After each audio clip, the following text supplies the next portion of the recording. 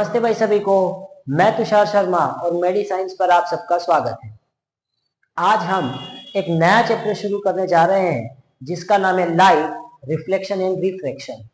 इसके अंदर सबसे पहले हम रिफ्लेक्शन को ढंग से समझने की कोशिश करेंगे। तो हमारा सबसे पहली हेडिंग यही होगी कि रिफ्लेक्शन क्या है, लाइट का रिफ्लेक्शन क्या है। तो इसको ध्यान से समझिए। जब भी कोई लाइट रे स्मूथ सरफेस से आकर के टकराती है तो वो बाउंस बैक कर जाती है, और इसी लाइट के बाउंस बैक होने को हम रिफ्लेक्शन ऑफ लाइट कहते हैं। तो मैं यहां लिख सकता हूं व्हेन अ लाइट रे, जब भी एक light ray is allowed to fall on smooth surface, जब भी एक लाइट रे को स्मूथ सरफेस पर गिराया जाता है, इट बाउंसेस बैक, वो वापस चली जाती है, लाइट रे वापस चली जाती है। इसी को हम इस कॉल्ड रिफ्लेक्शन ऑफ लाइट, इसी को ही हम लाइट का रिफ्लेक्शन कहते हैं।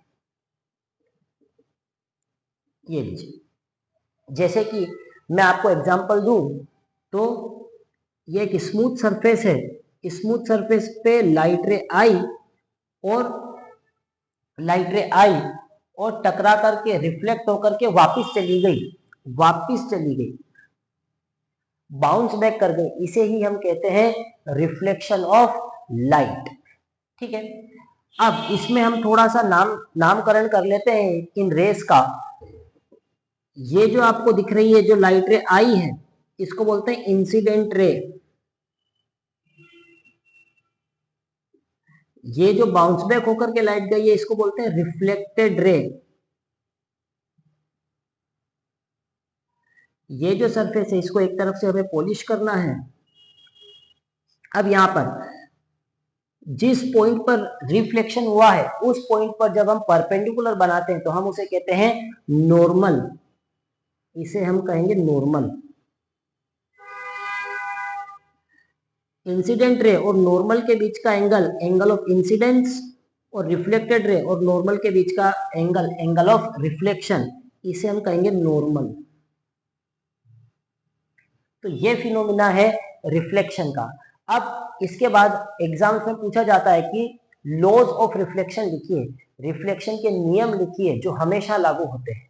तो दो नियम हैं जो रिफ्लेक्शन में हमेशा लागू होते हैं और हमें याद रखने हैं।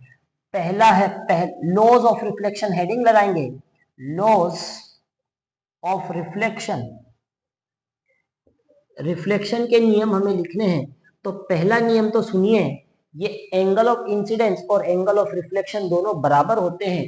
एंगल आई और angle R, angle of incidence और एंगल ऑफ रिफ्लेक्शन दोनों बराबर होते हैं। तो मैं यहां लिख सकता हूं angle of incidence will be equal to, will always, हमेशा, ऑलवेज बी इक्वल टू, हमेशा बराबर होगा किसके, एंगल ऑफ रिफ्लेक्शन के, एंगल ऑफ रिफ्लेक्शन। इसे अगर मुझे लिखना हो तो मैं angle I equal to angle R भी लिख सकता हूं। ये मैंने आपके सामने पहला लॉ लिख करके दिखा दिया है। दूसरे लॉ की अगर बात करें, दूसरे नियम की बात करें, तो तीन रेज में यहां पर देख सकता हूं। पहली है इंसिडेंट रे, दूसरी है रिफ्लेक्टेड रे और तीसरी है normal. Incident ray, reflected ray और नॉर्मल तीनों एक ही प्लेन में आएंगी। All three lie in the same plane. तो मैं तीनों रेस के नाम आपके सामने यहां पर लिख देता हूं। इंसिडेंट रे, पहली है इंसिडेंट रे, दूसरी है रिफ्लेक्टेड रे, और normal. All three lies in the same plane. ये तीनों सेम प्लेन में रहती हैं, एक ही प्लेन में आती हैं ये तीनों। और ये थे हमारे लॉज ऑफ रिफ्लेक्शन। इसके बाद लॉज ऑफ रिफ्लेक्शन के बाद हमें देखना है कि प्लेन मिरर किस तरीके से इमेज फॉर्मेशन करता है, किस तरीके से इमेज बनाता है। आइए फटाफट इसको समझने का भी काम करते हैं। तो हमने सबसे पहले रिफ्लेक्शन को समझा, इसके बाद अब हम इमेज फॉर्मेशन को देखेंगे कि कैसे इमेज बनाई जाती है। हेडिंग लगाएंगे image formation by a plane mirror. Plane mirror कैसे हमारी तस्वीर बना देता है, प्लेन मिरर किस तरीके से हमारी तस्वीर बनाता है वो हमें बताना है।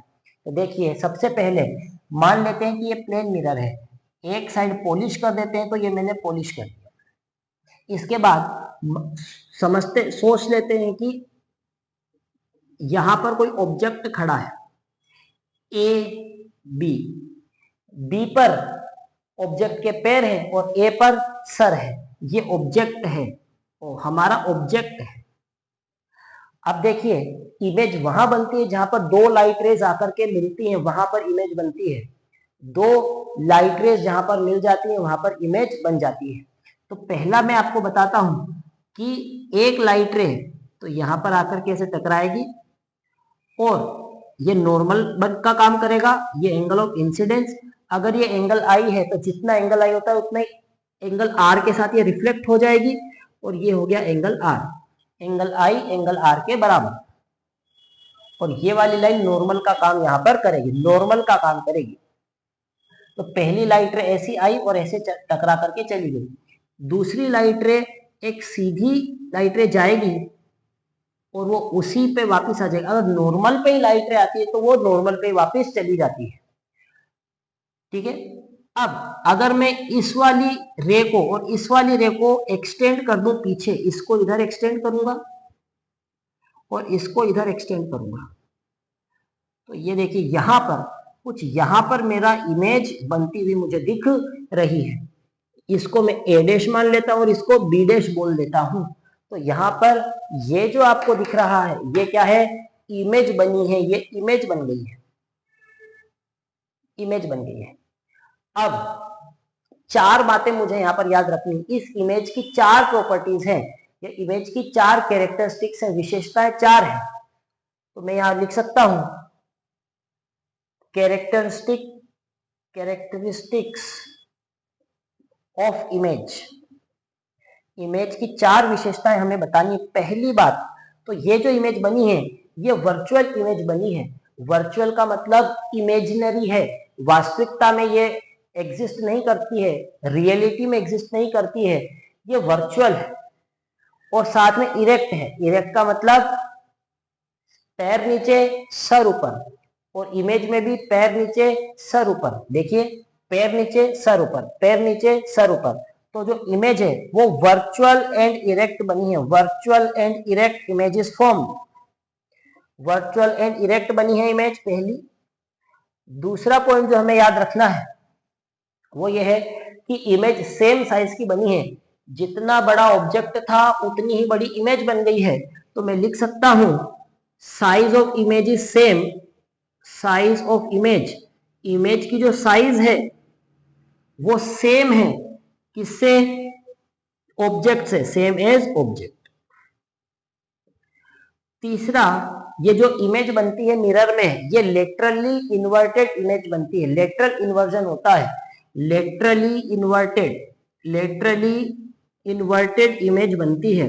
सर अब ये लेटरली इन्वर्टेड का मतलब क्या है, लेटरली इन्वर्टेड का मतलब होता है ऑब्जेक्ट के जो राइट साइड में है इमेज के वो लेफ्ट साइड में आ जाएगा, और जो ऑब्जेक्ट के राइट साइड में है वो इमेज के लेफ्ट साइड में आ जाएगा। तो मैं लिख सकता हूं left of object will be in right of image and vice versa।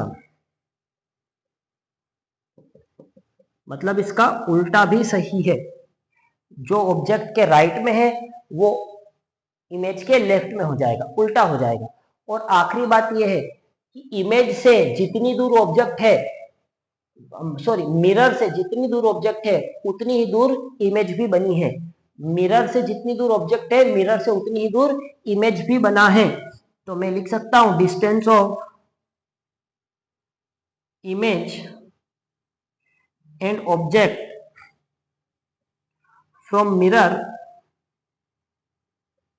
Is equal, mirror से ऑब्जेक्ट और इमेज की डिस्टेंसेस क्या है, इक्वल है। ये 4 प्रॉपर्टीज मैंने इंपॉर्टेंट आपको लिखवा दी है जो इमेज की होती हैं और ये हमें याद रखनी है। इन चारों के बाद ये हमने समझा कि प्लेन मिरर से इमेज किस तरीके से बनती है। इसके बाद हमें स्फेरिकल मिरर्स के ऊपर बढ़ना है और स्फेरिकल मिरर्स की बेसिक टर्म्स को हम सबसे पहले सीखने का काम करेंगे। तो मैं अगली हेडिंग में लगाऊंगा स्फेरिकल मिरर्स। अगली हेडिंग पर आ जाइए जिसे हम कहते हैं स्फेरिकल मिरर। अब स्फेरिकल मिरर दो तरीके के होते हैं, एक होता है कॉनकेव मिरर और एक होता है कॉन्वेक्स मिरर। दो तरीके के स्फेरिकल मिरर है, एक कॉनकेव है और एक कॉन्वेक्स है। ध्यान से इसको आप समझेंगे। अगर आउटवर्ड कर्व है तो वो कॉन्वेक्स मिरर हो जाएगा, कॉन्वेक्स मिरर हो जाएगा। और अगर इनवर्ड कर्व है तो उसे हम कॉनकेव मिरर कह देंगे। सर ये कुछ बात समझ में नहीं आई, आउटवर्ड और इनवर्ड कर्व और आउटवर्ड कर्व। आइए इसको डायग्राम के साथ समझते हैं। आउटवर्ड कर्व मतलब कर्व बाहर की तरफ है। देखिए जैसे कि इस तरीके से, इसमें ये बाहर की तरफ कर्व हो रहा है, अंदर की तरफ पॉलिश है और बाहर की तरफ कर्व है, कर्व बाहर की तरफ दिख रहा है, तो मैं इसको कॉन्वेक्स मिरर का नाम दे दूंगा। ठीक है। और अगर इस तरीके से है, बाहर पॉलिशिंग है और अंदर की तरफ से कर्व है, कर्व अंदर की तरफ है, तो मैं इसको कॉनकेव मिरर का नाम दूंगा, कॉन्वेक्स मिरर और कॉनकेव मिरर। अब इसके बाद हमें इनके कुछ बेसिक टर्म समझने हैं। आइए मैं आपको एक एक करके समझाता हूं। मैं कॉनकेव मिरर का एग्जांपल ले लेता हूं और आपको समझाने की कोशिश करता हूं। सबसे पहले जो इस कॉनकेव मिरर का सेंटर है उसे हम पोल कहते हैं। इसका जो सेंटर है, इस सेंटर को हम पोल कहते हैं। दूसरा, अगर मैं इस स्फेरिकल सरफेस को कंप्लीट करूं तो ये एक स्फेयर बन रहा होगा, स्फेयर बन रहा होगा। इसका कुछ सेंटर होगा तो ये हो गया सेंटर। इस सेंटर और पोल को जोड़ने वाली जो लाइन है इसको मैं कहता हूं प्रिंसिपल एक्सिस। पोल और सेंटर को जोड़ने वाली जो लाइन है इसको मैं कहता हूं प्रिंसिपल एक्सिस। दूसरा, ये जो सी है, ये सी है centre of curvature, centre of curvature, curvature का centre. Centre of curvature of pole के बिल्कुल बीचों बीच होता है फोकस। सेंटर और पोल के बीच में बीचों बीच होता है फोकस। इस पोल और फोकस के बीच की जो डिस्टेंस है इसको हम कहते हैं फोकल लेंथ, इसको हम फोकल लेंथ का नाम देते हैं। और पोल से लेकर के सेंटर तक को हम रेडियस कहते हैं। इसी से मैं यह बता सकता हूं कि रेडियस का आधा होता है फोकल लेंथ, क्योंकि फोकल लेंथ ये और फोकल लेंथ ये, दो फोकल लेंथ मिलकर के रेडियस बना रही हैं। तो मैं लिख सकता हूं R equals to F/2। Radius क्या है फोकस का, रेडियस या S हो सकता, ये ऐसा होगा फोकस इक्वल्स टू R/2। तो फोकस क्या है, रेडियस का आधा, फोकस है रेडियस का आधा। इन टर्म्स को हमें ढंग से समझना है ताकि हम स्फेरिकल मिरर्स को अच्छे से कवर कर पाए। इसके बाद हमें स्फेरिकल मिरर्स इमेज किस तरीके से बनाते हैं उसके ऊपर चलना है। तो मैं इसके बाद रूल्स लिखूंगा स्फेरिकल मिरर्स के। हमने दो रूल्स तो पढ़े थे प्लेन मिरर के, अब हमें दो रूल्स कुछ 3 रूल्स पढ़ने हैं स्फेरिकल मिरर्स के। तो पहला rule, rules for image formation in spherical mirror. Spherical mirror में इमेज फॉर्मेशन के क्या क्या रूल्स हैं उन्हें हमें समझना है। तो पहला रूल ध्यान से समझिए। पहला रूल ये कहता है कि अगर कोई लाइट रे प्रिंसिपल एक्सिस के पैरेलल आ रही है तो वो रिफ्लेक्शन के बाद फोकस से जाएगी। तो ध्यान से देखिए, मैंने कॉनकेव मिरर ले लिया है, आप मिरर कॉनकेव कॉन्वेक्स कोई सा भी ले सकते हो। ये पोल हो जाएगा, ये फोकस, ये सेंटर ऑफ कर्वेचर। अगर कोई लाइट रे इस प्रिंसिपल एक्सिस के पैरेलल आ रही है, जैसे कि लाइट रे कुछ इस तरीके से आ रही है, ये लाइट रे इस प्रिंसिपल एक्सिस के पैरेलल है, प्रिंसिपल एक्सिस और ये लाइट रे दोनों पैरेलल है। अगर पैरेलल लाइट रे आ रही है तो वो रिफ्लेक्शन के बाद फोकस से जाएगी, वो फोकस से पास हो जाएगी। इसी का उल्टा भी संभव है। अगर कोई लाइट रे ये पोल हो जाएगा, या फोकस हो जाएगा, या सेंटर ऑफ कर्वेचर हो जाएगा। अगर कोई लाइट रे फोकस से आ रही है तो रिफ्लेक्शन के बाद पैरेलल हो जाएगी। अगर कोई लाइट रे पैरेलल आ रही है तो फोकस से चली जाएगी, फोकस से आ रही है तो रिफ्लेक्शन के बाद पैरेलल हो जाएगी। ये पहला नियम है जो हमें समझना है। दूसरे नियम पे ऊपर चलते हैं। दूसरा लॉ क्या कहता है? कुल 3 लॉ है। पहला हमने पढ़ लिया, अगर लाइट रे पैरेलल आ रही है प्रिंसिपल एक्सिस के तो रिफ्लेक्शन के बाद फोकस से, और इसका उल्टा भी हो सकता है, अगर लाइट रे फोकस से आ रही है तो रिफ्लेक्शन के बाद पैरेलल भी जा सकती है। इतना बहुत बढ़िया।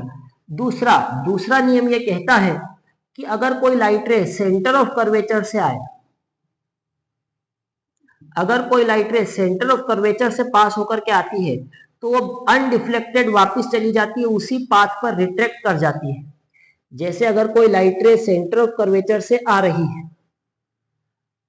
अगर कोई लाइट रे सेंटर ऑफ कर्वेचर से आ रही है तो वापस सेंटर ऑफ कर्वेचर पे ही लौट जाएगी, उसी रास्ते पर वापस चली जाएगी जिससे आई थी।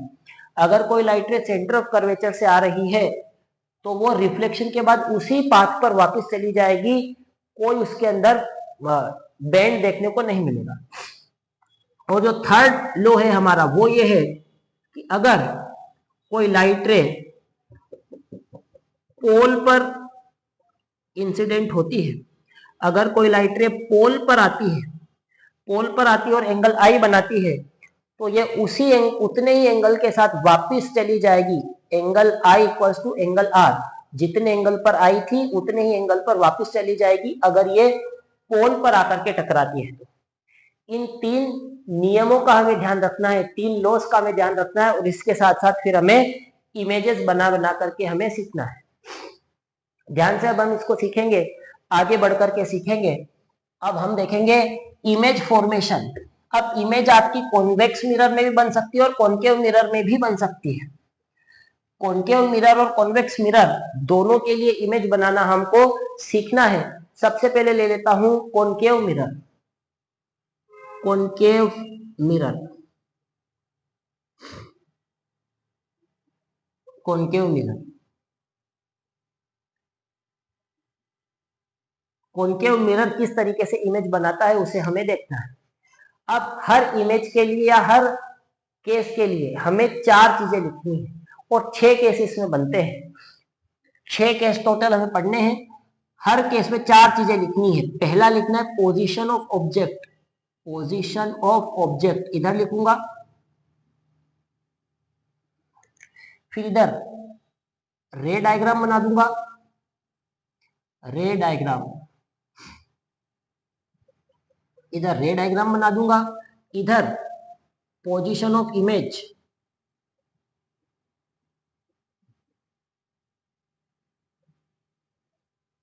इधर नेचर, और इधर लिख दूंगा साइज। ये 4 चीजें हमें लिखनी है, position of object, position of image, nature, size और रे डायग्राम। तो मैं पहले केस की आपके सामने बात करता हूं, केस नंबर 1। 6 केस है। सबसे पहला केस देखिएगा, इसमें हम क्या करते हैं, ये पोल, फोकस, सेंटर ऑफ कर्वेचर। हम 6 केस लेंगे। पहला केस लेंगे इंफिनिटी पर रखेंगे, दूसरा केस रखेंगे सेंटर ऑफ कर्वेचर के बियॉन्ड रखेंगे, तीसरा केस लेंगे सेंटर ऑफ कर्वेचर पे, फोर्थ केस लेंगे सेंटर ऑफ कर्वेचर और फोकस के बीच में, फिफ्थ केस लेंगे फोकस पर, और छठा केस लेंगे फोकस और पोल के बीच में। तो पहला केस हम ले लेते हैं, फर्स्ट केस। इसमें हम ऑब्जेक्ट को इंफिनिटी पर रख देते हैं, एट इंफिनिटी। हमने ऑब्जेक्ट को इंफिनिटी पर रख दिया, यहां इंफिनिटी पर रख दिया। अब जो लाइट रे आएगी वो इंफिनिटी से आएगी, तो लाइट रे अगर इंफिनिटी से आएगी तो पैरेलल लाइट रे आएंगी, और मैंने आपको रूल्स बताए थे अगर कोई लाइट रे पैरेलल आ रही है तो वो रिफ्लेक्शन के बाद फोकस से पास होती है। दूसरा, अब मैंने बताया था इमेज बनाने के लिए मुझे दो लाइट रेस को मिलाना जरूरी है। जहां पर भी दो लाइट रेस इंटरसेक्ट कर जाएंगी वहां पर इमेज बन जाएगी। दूसरा, मैं यहां से भी एक लाइट रे आ रही होगी और ये रिफ्लेक्शन खाने के बाद पोल से वापस चली जाएगी, तो ये पोल फोकस से वापस चली जाएगी। फोकस पर दो लाइट रेज आकर के मिल रही है, इसका मतलब यहां पर इमेज बनेगी।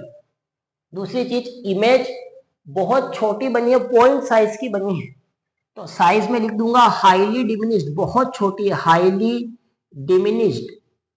डिमिनिश्ड मतलब बहुत छोटी। पोजीशन ऑफ इमेज फोकस पर बनी है तो मैं लिख सकता हूं एट फोकस। और नेचर, ये रियल एंड इन्वर्ट, जब भी दो लाइट रेस वास्तविकता में आकर के टकराती है तो मैं कहता हूं रियल एंड इन्वर्टेड इमेज बनी है। इमेज रियल एंड इन्वर्टेड है, रियल एंड इन्वर्टेड। इसी के साथ हमारा पहला केस खत्म। दूसरे केस में हम क्या करेंगे, दूसरे वाले केस में अब हम सेंटर ऑफ कर्वेचर के बियॉन्ड रखेंगे ऑब्जेक्ट को। ध्यान से देखिएगा केस नंबर 2।